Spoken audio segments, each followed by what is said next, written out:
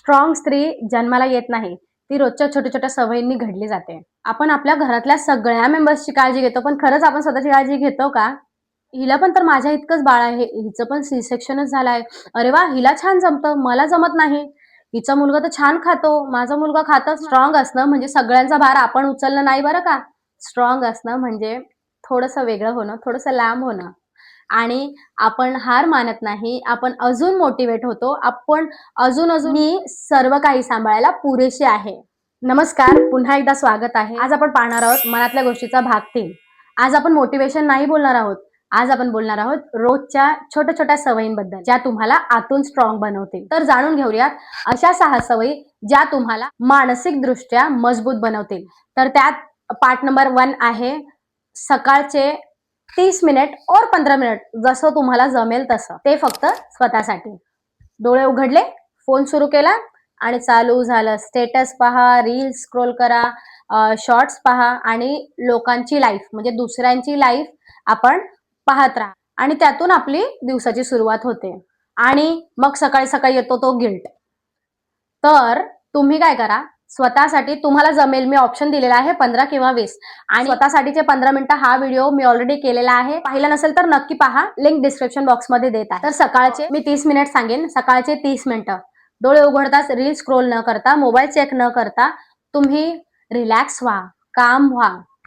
त्यासाठी भरपूर काही तुम्ही करू शकता, जसं योगा, मेडिटेशन, बुक रीडिंग, छोटीशी स्ट्रेचिंग किंवा काही नाही झालं तरी छोटंसं एक नामस्मरण करा किंवा काहीच करता येत नसेल थोडा वेळ शांत बसा. याने तुम्ही मेंटली काम व्हाल, मेंटली पीसफुल व्हाल आणि आपण आतून मजबूत होण्यासाठी मदत होईल. पार्ट नंबर 2 आहे डेली सेल्फ टॉक. सांगा बरं, तुम्ही लास्ट टाइम तुम्ही स्वतःशी कधी बोलले? मित्रांसोबत, मैत्रिणींसोबत, आईसोबत, रिलेटिव्ह सोबत, सगळ्यांसोबत आपण बोलतो, पण स्वतःसोबत का नाही बरं बोलत? मी पण ही गोष्ट मागच्या वर्षी अडॅप्ट केली आहे बरं. मला भरपूर फरक जाणवला.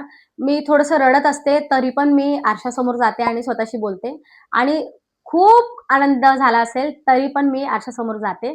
कधी कधी स्वतःच्या मी असं सुद्धा करते.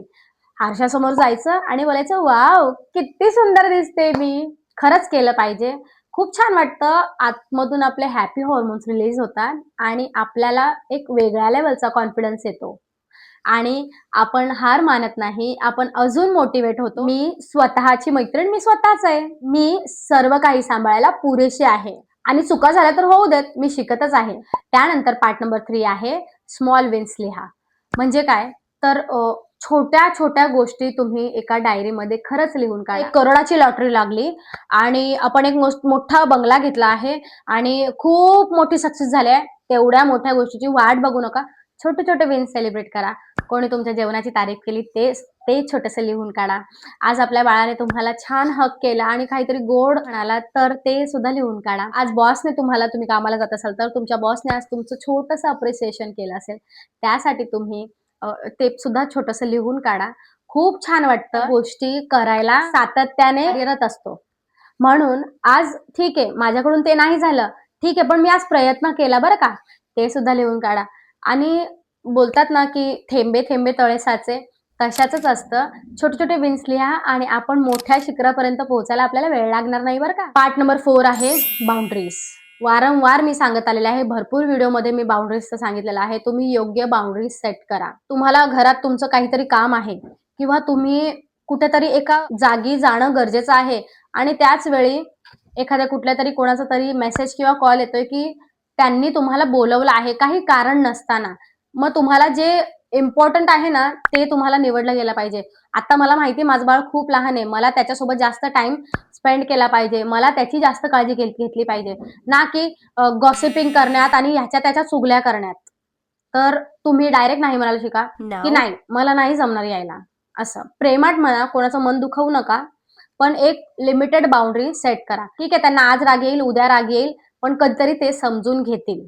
स्ट्रॉंग असणं म्हणजे सगळ्यांचा भार आपण उचलणं नाही बरं का. स्ट्रॉंग असणं म्हणजे थोडंसं वेगळं होणं, थोडंसं लांब होणं. पॉइंट नंबर 5 आहे शरीराची काळजी. आपण आपल्या घरातल्या सगळ्या मेंबर्सची काळजी घेतो, पण खरंच आपण स्वतःची काळजी घेतो का?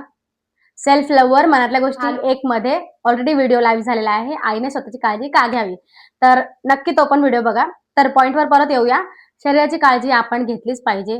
व्यवस्थित आहार आपण घेतला पाहिजे. प्रॉपर न्यूट्रिशन आपल्या बॉडीमध्ये गेलं पाहिजे आणि छान झोप आपण घेतली पाहिजे. निद्रा देवीची आपण पूजा केली पाहिजे आणि अ, छान बॉडी आपली हायड्रेट ठेवली पाहिजे. छान पाणी प्यायला पाहिजे. म्हणजे आपल्या आतमध्ये जे काही आहे ते पचनक्रिया, आपली गट हेल्थ जी आहे ती पण छान राहील. कारण आपण जर हेल्दी असू तरच आपण आपल्या घरच्यांना हेल्दी ठेवू शकू, निरोगी ठेवू शकू. इथूनच आपलं मन मजबूत होतं. नंबर 6 आणि सगळ्यात महत्वाचं आहे, कंपॅरिझन बंद करा. तुलना नको. हिला पण तर माझ्या इतकंच बाळ आहे, हिचं पण सी सेक्शनच झालाय. अरे वा, हिला छान जमतं, मला जमत नाही. हिचा मुलगा तर छान खातो, माझा मुलगा खातच नाही. तुमची रेस वेगळी आहे, तुमचे परिस्थित्या वेगळ्या आहेत आणि तुम्हाला फक्त एकच करायचं आहे की माझ्या स्वतःला, आपल्या स्वतःला कालपेक्षा एक पाऊल पुढे न्यायचं. फक्त कालच्या स्वतःला हरवायचं आहे. काल जी मी होते तिला हरवून अजून एक पाऊल पुढे न्यायचं आहे. स्ट्रॉंग होण्यासाठी आवाज मोठा असण्याची गरज नाहीये बरं. निर्णय मजबूत असावा लागतो. कधीतरी शांतता पण खूप काही करून जाते. बाय द वे, शांततेबद्दल पण माझा व्हिडिओ लाईव्ह झालेला आहे. तो पण तुम्ही खाली लिंक दिलेली आहे, डिस्क्रिप्शन बॉक्समध्ये चेक करू शकता. तर आजपासून यातली एक सवय सुरू करा. हीच होती आज आपली मनातली गोष्ट भाग 3. कशी वाटली नक्की कमेंटमध्ये सांगा. तुमच्यासोबत हे यापैकी काय रिलेट झालं ते पण मला खाली सांगा. व्हिडिओ आवडला असेल तर आणि मनाला लागला असेल तर नक्की लाईक करा आणि नवीन असाल तर सबस्क्राईबचं बटन दाबायला विसरू नका आणि त्याच्या बाजूला घंटीचं बटन आहे ते सुद्धा प्रेस करा. म्हणजे माझे येणारे अपकमिंग व्हिडिओज तुम्हाला नक्की कळतील.